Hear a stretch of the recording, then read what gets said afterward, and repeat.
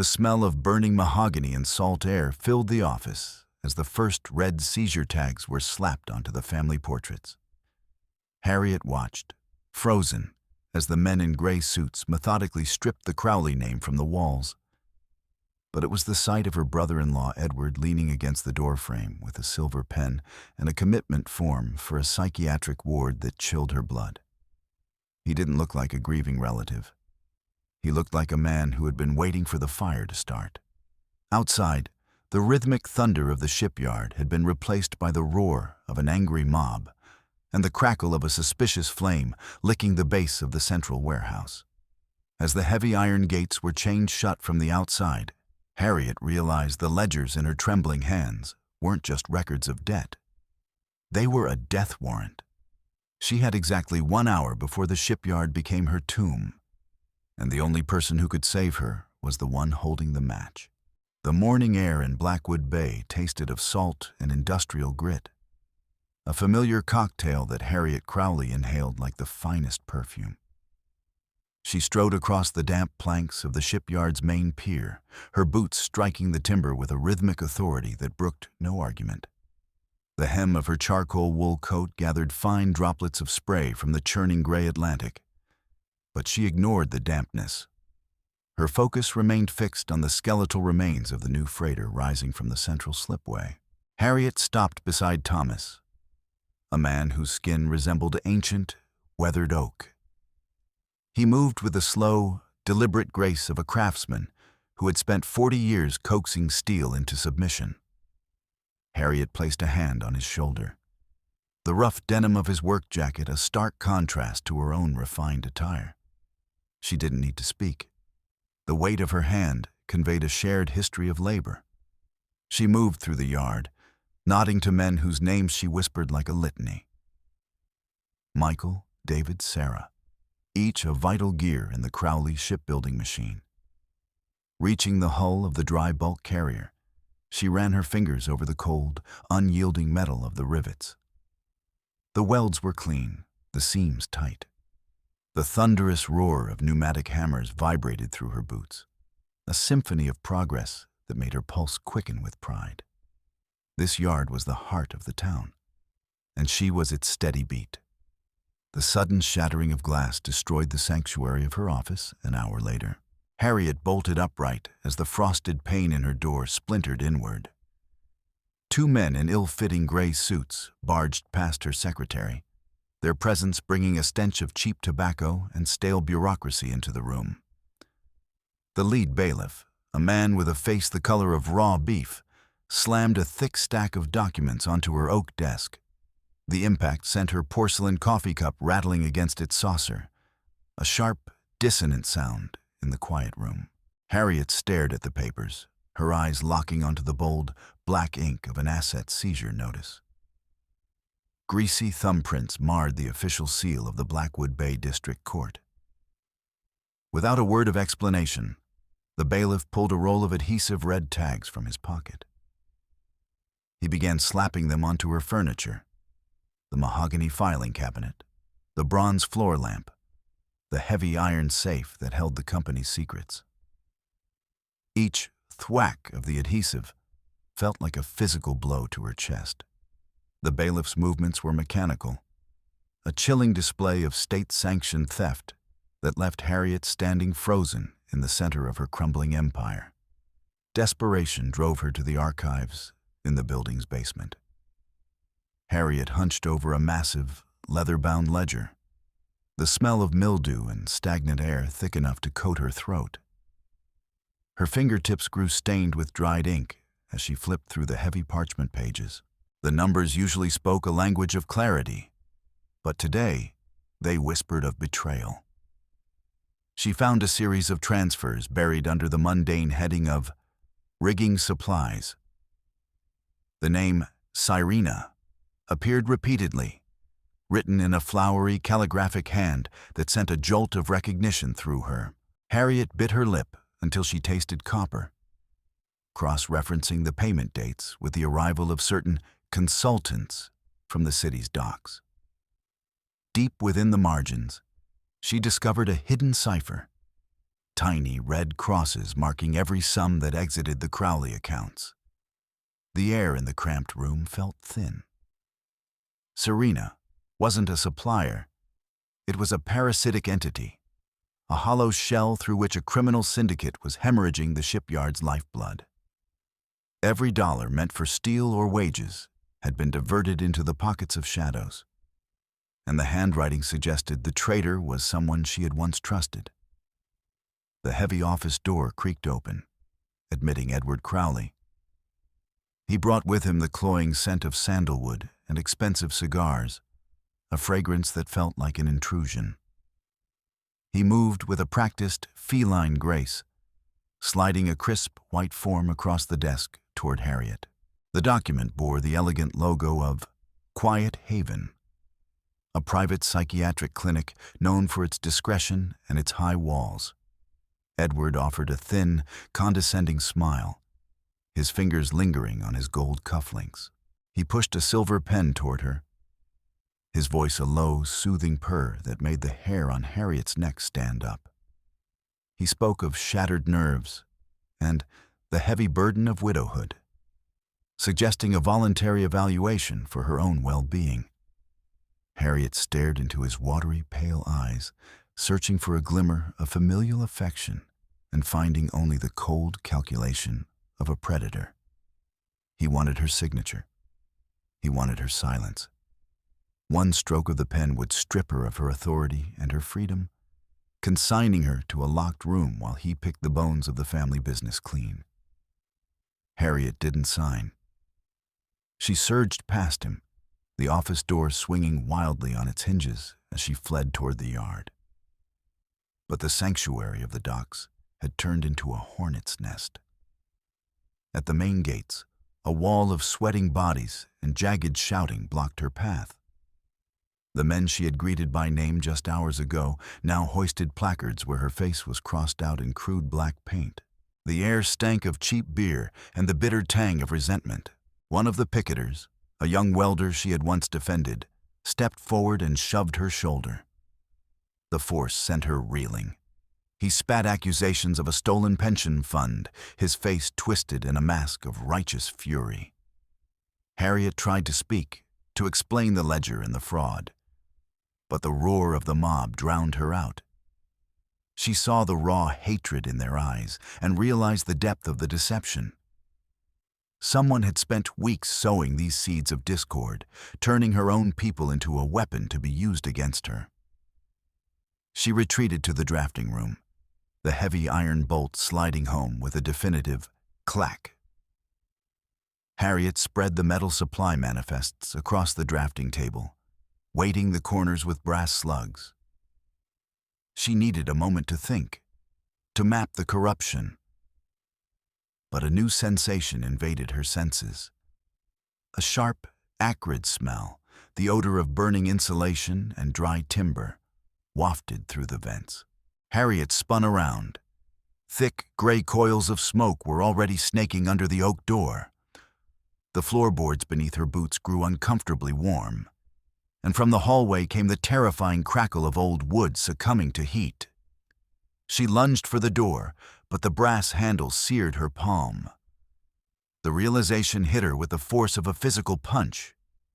The old building was a tinderbox, and she was trapped in its heart while the structure began to roar like a furnace.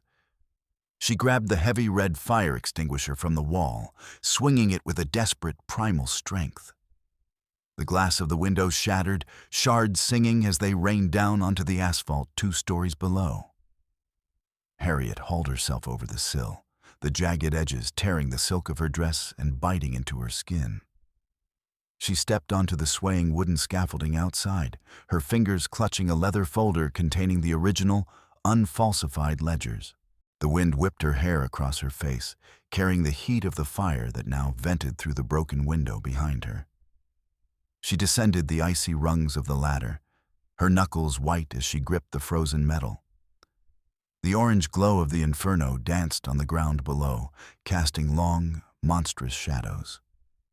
Her fingers grew numb, losing sensation in the biting cold. But she refused to let go of the folder. It was her only shield against the lies. As her boots hit the gravel, the roof of the timber warehouse behind her collapsed with a thunderous boom. A massive pillar of sparks erupted into the midnight sky, turning the darkness into a bruised, bloody noon. Harriet turned, her breath hitching in her throat. Standing near the water's edge was Edward. He stood perfectly still, hands tucked into the pockets of his overcoat, watching the destruction with the detached interest of a theater patron. The flickering firelight reflected off his glasses, masking his expression. But his posture screamed of victory. He reached up and slowly adjusted his silk scarf, making no move to call for help or signal the fire crews. He simply watched as the Crowley legacy, built over 3 generations, dissolved into ash and smoke. In that moment, Harriet saw the man behind the mask. A man who would burn the world just to rule the cinders. The atmosphere in the Crowley Manor's dining room was even colder than the shipyard. Eleanor Crowley sat at the head of the long table, her spine a rigid line of aristocratic steel. 2 lawyers in charcoal suits flanked her like gargoyles. Eleanor pushed a plate of untouched food aside, replacing it with a document of total renunciation. Her voice was a dry, brittle rasp, devoid of any maternal warmth as she threatened to strip Harriet of her name, her inheritance, and her home. The lawyers adjusted their ties in unison, their eyes vacant and professional. Harriet gripped her knees under the table to hide the tremors in her hands. Eleanor spoke of unfortunate choices and public disgrace, her words a rhythmic hammer blow intended to break Harriet's will. It wasn't a dinner. It was a tribunal. Her own mother-in-law was sentencing her to a life of poverty and silence, treating their shared history as a debt to be settled with a signature. Harriet didn't wait for the end of the lecture. She burst into the Blackwood Bay police station, her lungs burning from the run and the lingering scent of smoke that clung to her clothes.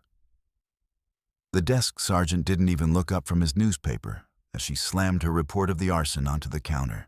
She pointed to the soot on her hands, her voice cracking as she demanded an immediate investigation into Edward's presence at the scene. The officer picked up the paper, scanned her signature with a bored expression, and then slowly, deliberately, ripped the report in half. He dropped the pieces into a wire trash bin. Without a hint of remorse, he informed her that the mayor's office had issued a direct order to filter all complaints involving the Crowley family during the current transition. The realization was a cold weight in her stomach. The law in this town had been bought and paid for. The scales were weighted with Edward's gold. Across town, the air in the city council chamber was stifling. Harriet watched from the shadows of the gallery as Edward took the podium. He shuffled through a sheaf of medical findings, his voice dripping with feigned concern as he described Harriet's supposed descent into mania. He showed charts of declining productivity and cited her erratic behavior at the fire as proof of a mental break. The council members nodded, their faces twisted into masks of performative sympathy. Edward called for an immediate decree of incapacity to protect the city's economic interests. Harriet saw the mayor's pen move across the parchment, the ink sealing her fate. Every word Edward spoke was a nail in the coffin of her life, a carefully constructed narrative that turned her strength into a symptom and her resistance into madness. She returned to her own house, hoping for a moment of sanctuary. But her key hit a dead end. The lock had been replaced, the brass hardware gleaming with a mocking newness. As she rattled the handle, 2 men in sterile white coats stepped from the shadows of the rhododendrons. They were large, their faces blank and immovable. One of them held a folded canvas restraint, while the other tapped a plastic syringe case against his palm. They moved toward her with a slow, predatory synchronization. The lights in her own windows felt like the eyes of a stranger. Harriet backed away toward the perimeter fence, the sound of a van door sliding open in the street behind her, echoing like a gunshot. They weren't there to help her. They were there to erase her. She scrambled over the fence and disappeared into the thick fog rolling off the bay. Harriet navigated the treacherous back alleys until she reached a leaning shack on the edge of the shipyard. Thomas, the old welder, let her in without a word. The interior smelled of damp wool and cheap tobacco. Through the gaps in the warped siding, Harriet watched the beams of flashlights as municipal guards prowled the shoreline. She flinched at every snapping twig, every distant shout. The town she had helped build had become a cage. The vendors, the longshoremen, even the children were now potential informants, eyes and ears for Edward's payroll. She sat on a three-legged stool, clutching a mug of cold, bitter tea, while Thomas pulled a tattered curtain across the window, shielding her from a world that had turned its back on her. Harriet stared at the yellowed calendar on the shack's wall. A red circle marked the following day, the date of the new ship's ceremonial launch. It looked like a blood stain against the paper. She had less than 48 hours before the bailiffs finalized the seizure of the yard, and the Quiet Haven men found her hiding spot. The low throb of a patrol boat's engine rumbled through the floorboards, making the tea in her mug ripple. Time was a physical weight, pressing down on her shoulders. Ahead lay only two paths: a prison cell under the guise of a hospital room, or a quiet disappearance into the gray waters of the bay. She touched the leather folder hidden under her coat, her jaw tightening.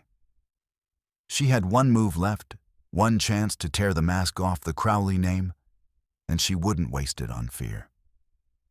The following night, Harriet knelt in the damp cellar of the old Crowley estate. The air was thick with the scent of mold and ancient lime. Her fingers felt like ice as she gripped the duplicate key she had pilfered from Eleanor's bureau weeks ago. She found the small, personal safe James had kept hidden behind a loose foundation stone. The lock resisted at first, the tumblers grinding with a dry, Protestant screech that seemed to echo through the entire house. She leaned into it, putting her weight behind the turn until the mechanism gave way with a heavy clunk. The iron door swung open, releasing a puff of stagnant air and the faint, haunting aroma of the Turkish tobacco James had favored. Inside, tucked behind a stack of old bonds, was a single envelope sealed with black wax. Her husband's handwriting, shaky and hurried, had scrawled a single letter on the front. Kek wetor. Harriet's thumb tore through the wax, and she pulled out several glossy sheets of a technical forensic report. The photographs were clinical and devastating. She saw the brake lines of James's fatal boat, the rubber ends melted and frayed by a specific chemical accelerant. The text of the report was a death sentence. It concluded that the failure was no accident. The lines had been sabotaged with a precision that required intimate knowledge of the vessel. Her hands shook as she read a handwritten note in the margin. It was a receipt for the purchase of that exact chemical, billed to Edward's personal account just 6 days before the accident. Harriet pulled the pages to her chest, the coldness of the cellar forgotten. The grief that had been a dull ache for months sharpened into a blade of pure, incandescent rage. The truth of her husband's murder was no longer a suspicion. It was a documented fact. Beneath the report lay a bundle of lavender-scented envelopes tied with a silk ribbon. Harriet untied the knot, her eyes scanning the elegant, looping script of the chief prosecutor's wife. The letters were a vulgar chronicle of a long-standing affair with Edward, detailing secret trysts and expensive gifts. Harriet thumbed through the dates, a grim realization dawning on her. Every time a safety inspection at the yard had been resolved, every time a suspicious fire had been ruled an accident, the price had been paid in these letters. The paper felt oily against her skin, a physical manifestation of the filth Edward used to grease the wheels of Blackwood Bay. She didn't just have evidence of a crime. She had the leash Edward used to control the city's entire legal system. A sharp metallic scrape from the floor above shattered the silence. Harriet killed her flashlight instantly. Through the narrow street-level window of the cellar, she saw the glare of headlights and the long, distorted shadows of men moving across the lawn. The front door of the manor splintered under a heavy boot, the sound booming through the empty halls like a cannon shot. She heard the rhythmic, heavy tread of Edward's hired men as they began a systematic sweep of the house. They were kicking in doors, tossing rooms with a brutal efficiency. The shouts of the searchers grew louder, moving toward the cellar stairs. Harriet shoved the documents into her bag, the vibrations of the heavy footsteps overhead rattling her teeth.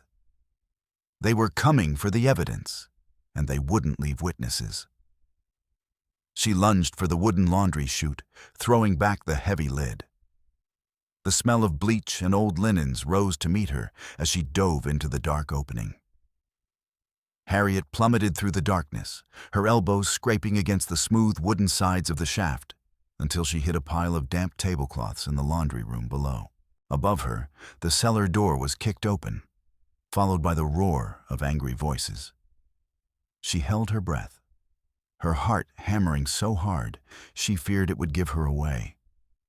Dust motes danced in a single sliver of moonlight, filtering through a high vent. Harriet scrambled out of the laundry pile and slipped through the narrow servants' exit, vanishing into the swirling night fog of the estate's gardens. The branches of ancient oaks clawed at her face as she tore through the underbrush toward the shipyard. Behind her, the frantic baying of hounds joined the sound of snapping wood. Powerful searchlights from mobile units cut through the mist, their beams searching for her like the eyes of a giant. Harriet pressed her body into the freezing mud, the cold dew soaking through her clothes in seconds. The roar of the Atlantic grew louder as she reached the perimeter of the docks. She could see the jagged line of the barbed wire fence ahead, but the dogs were closer now, their barks turning into savage snarls. She could hear the heavy breathing of the men behind her. She was a fox being run to ground, and the only cover left was the steel labyrinth of her own yard.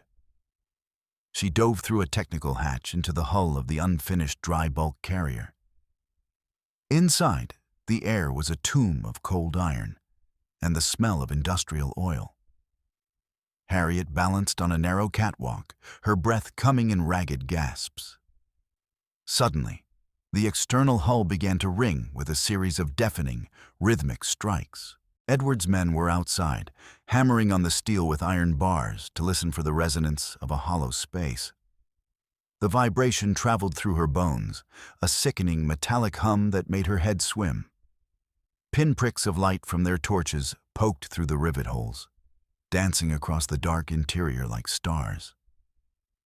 Harriet pressed her back against the freezing cold of a bulkhead, closing her eyes and praying that the darkness would hold. Eventually, the hammering stopped, and Harriet crept out, only to find herself at the very end of the main pier. The wood was rotten beneath her feet, and ahead lay only the black, churning void of the bay. A figure stepped from behind a stack of lumber. Eleanor. Her face was a pale, aristocratic mask in the sickly yellow glow of the pier lights. She adjusted her fur collar with a chilling calm while her guards moved in a semicircle, pinning Harriet against the edge of the drop. Eleanor held out a gloved hand, her voice a low command for the bag. The wind whipped salt spray into Harriet's eyes, stinging like tears. She felt the ancient timber of the pier crumble under her heel. Eleanor took a step forward, her eyes devoid of anything but the cold necessity of protecting the Crowley name from the truth. The sudden, blinding flash of a camera bulb made Harriet flinch. Several reporters from the Blackwood Gazette emerged from the shadows, their lenses trained on the scene. Eleanor didn't blink. She simply turned her performance toward the cameras. She pointed a trembling finger at Harriet, her voice rising in a practiced, theatrical trill as she announced that Harriet had broken into the manor to steal family heirlooms, a final act of madness. The journalists scribbled furiously in their notebooks, capturing the image of a disheveled, mud-streaked woman cowering on a pier. Edward stood just behind the reporters, a look of smug satisfaction on his face. Harriet watched as her reputation was methodically dismantled for the morning edition. Eleanor's voice was a scalpel, cutting away the last shreds of Harriet's dignity before the eyes of the town. Through the crowd of onlookers and guards, Harriet spotted Thomas. He stood near a stack of shipping containers, his grease-stained cap pulled low. As Eleanor continued her monologue for the press, Harriet feigned a stumble, lurching toward the edge of the guard line. For a split second, she was arm's length from the old welder. She slipped a small microcassette, the recording of the technical report, into Thomas's calloused hand. His fingers closed over it with the strength of a vice, and he gave a nearly imperceptible nod before melting back into the shadows. With the evidence safe, a strange sense of peace washed over Harriet. The guns were still pointed at her, and the pier was still a dead end, but the truth was now out of Edward's reach. Harriet took a deep breath, looked Eleanor in the eye, and stepped backward into the abyss. The air vanished from her lungs as she hit the water, the impact like a hammer blow. The freezing cold of the bay clamped down on her chest, and her heavy wool coat immediately began to drag her into the depths. On the surface, she heard muffled shouts and the splash of guards jumping in after her. She thrashed for a moment, playing the part of a drowning woman, before letting the current pull her under the pier's pilings. In the dark, silent world beneath the waves, she kicked off her boots and shed the heavy coat.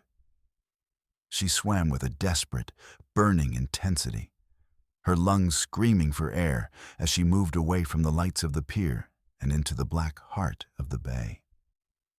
She dragged herself onto a jagged, rocky stretch of shoreline nearly a mile away, her body racked with violent shivers. The water ran from her hair in salt-crusted ribbons, and her breath came in ragged, sobbing gasps. She checked her watch. The glass was shattered, the hands frozen at 3 a.m. The ceremonial launch was only 3 hours away. Every influential figure in the state, including the governor, would be on that pier. Harriet climbed the embankment, her muscles screaming in protest. She had no home, no money, and the entire city believed she was a thief and a lunatic. But as she looked toward the rising sun, she felt a heat that had nothing to do with the weather. She was a Crowley, and she was going to finish what James had started. Harriet stumbled into the deserted shipyard locker room, the air thick with the scent of industrial soap and old sweat. Her fingers were white, useless stubs as she fumbled with the sodden zipper of her dress. She found Thomas's locker and pulled out a pair of heavy canvas coveralls. They were stiff with grease and gray with metal dust. But they were warm. She hauled them on, the rough fabric chafing her raw skin. She tucked her wet hair under a grimy cap and slid a pair of scratched safety goggles onto her face. Looking in the cracked mirror above the sinks, she saw a ghost, a nameless laborer lost in the machinery of the yard. She wasn't Harriet Crowley anymore. She was just another part of the line. Thomas appeared at the end of the locker row, his face a map of anxiety. He handed her a heavy canvas bag, and she felt the comforting weight of the megaphone and the additional files inside.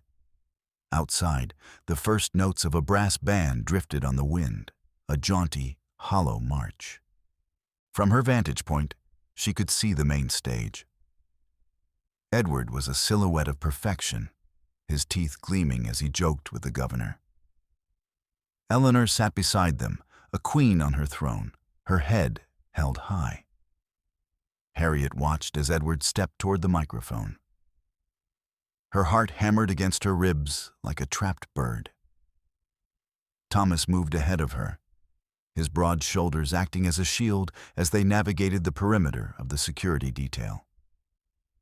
She climbed the narrow, rust-slicked ladder to the radio booth overlooking the pier. The small room smelled of warm vacuum tubes and ozone. Harriet slammed the door and jammed a heavy wooden mop handle through the latch, barricading herself inside. Below, the ceremony had reached its peak. Edward grabbed a bottle of champagne, the gold foil glinting in the morning sun. He raised it high, ready to christen the ship that had been built on lies and blood. Harriet's fingers flew over the console, flipping switches she hadn't touched in years. She fed the tape into the deck, her pulse thrumming in her fingertips. She waited until the crowd went silent for the speech. Then she hit play. The external speakers didn't emit music. Instead, the shipyard was drowned out by the distorted, unmistakable voice of Edward Crowley. The recording was clear, his casual tone as he discussed the insurance benefits of the warehouse fire, his cold dismissal of the safety risks that had killed James. Harriet watched from the window as Edward froze, the champagne bottle suspended in midair. His face turned the color of ash. The words, "necessary sacrifice," echoed off the hulls of the ships and the brick walls of the warehouses. The bottle slipped from his hand, shattering on the concrete and soaking his expensive shoes in foam. The cheers of the crowd died instantly, replaced by a low, vibrating murmur of realization from the hundreds of workers standing below the stage. Harriet threw open the door and sprinted down the stairs, tearing through the confused security line toward the stage. The governor backed away in alarm as she reached the podium and slammed the leather ledgers onto the red carpet. The wind caught the pages, sending them fluttering like white birds over the heads of the crowd. She ripped off the goggles and cap, her voice a raw, jagged cry that silenced the last of the band's music. She pointed a finger at Edward and Eleanor, shouting the exact figures of the stolen pensions and the laundered funds. She saw the workers reaching for the falling papers, their faces hardening as they read the proof of their own betrayal. The air grew thick with the sound of angry whistles and the rhythmic chanting of the men she had once called her own. Edward's security team moved in, their black suits a dark wave intended to crush her. But before they could reach the stage, Thomas stepped into the gap. Then Michael. Then Sarah. Within seconds, a wall of men in grease-stained coveralls stood between Harriet and the guards. The sound of portable welding units hissed to life. The workers held their torches like spears, the blinding blue arcs of the electrodes forcing the security team back. Eleanor clutched a lace handkerchief to her mouth, her eyes wide with terror as she realized her money couldn't buy loyalty from a mob that had found its truth.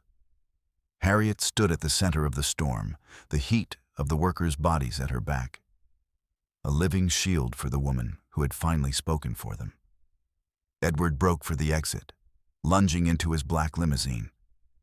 The driver gunned the engine, but the car didn't move. A dozen longshoremen had gripped the bumpers and wheel wells, their muscles straining against the frame. With a sickening screech of twisting metal and the crystalline pop of the windows, they heaved. The heavy car tilted, balanced for a heartbeat on two wheels, and then crashed onto its side. Edward was a silhouette behind the glass, his fists pounding uselessly against the reinforced window as the crowd swarmed the wreckage. Harriet watched from the stage as the symbol of Edward's power was reduced to a heap of scrap metal, his escape route blocked by the very people he had spent a lifetime stepping on. The sound of sirens cut through the chaos as 3 black government sedans screeched onto the pier.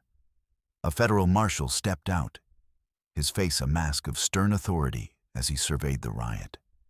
Harriet didn't hesitate. She marched down the stage and handed him the lavender envelopes and the forensic files. She spoke clearly, loud enough for the reporters to hear, about the prosecutor's special relationship with the Crowley family. The marshal scanned the letters, his eyebrows rising. The local district attorney, standing near the governor, turned a sickly shade of white and began to retreat toward his car. The web of protection that had shielded Edward for years was unraveling in the bright morning light, one letter at a time. Eleanor remained on the stage, her hands clutching the railing so hard her knuckles looked like polished bone. Federal agents moved toward the limousine, dragging a disheveled Edward from the wreckage and snapping steel cuffs onto his wrists. A bank representative in a somber suit approached Eleanor, handing her a document with a heavy red seal. His voice was a clinical drone, informing her that every Crowley account had been frozen pending a full racketeering investigation. Eleanor staggered as if she had been struck, her regal posture collapsing. Harriet watched as the woman who had ruled Blackwood Bay with an iron fist shrank into a frail, hollow old woman, her kingdom gone and her name a curse. Harriet picked up the original decree of her own incapacity from the podium shelf. Before the cameras and the governor, she tore the parchment into a dozen pieces, letting the wind carry them into the bay.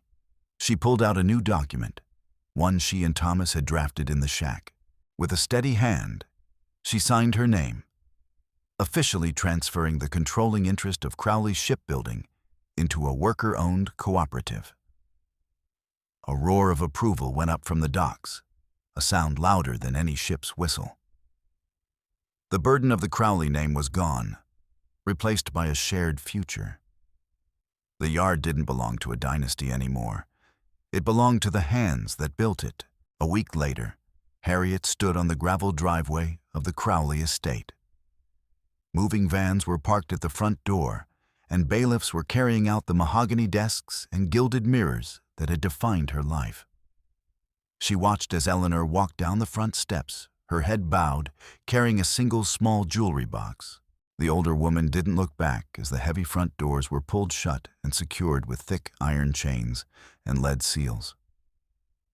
The house that had been Harriet's prison was now just a hollow shell, its windows reflecting the gray, indifferent sky. As Eleanor's car disappeared down the drive, Harriet felt the final chord of her old life snap, leaving her standing alone in the quiet. She walked back to the shipyard, standing at the edge of the new concrete pier. The morning breeze was fresh, carrying the scent of salt and the promise of rain. Thomas joined her, handing her a steaming mug of coffee. Harriet smiled at him, listening to the familiar sounds of the yard, the rhythmic thud of the hammers and the hiss of the torches. The fog that had smothered Blackwood Bay for weeks had finally lifted, revealing a horizon that stretched out, clear and blue, toward the open sea. She took a deep breath, the air filling her lungs with a lightness she hadn't felt in years. The past was nothing but ash, and for the first time in her life, Harriet Crowley was truly free.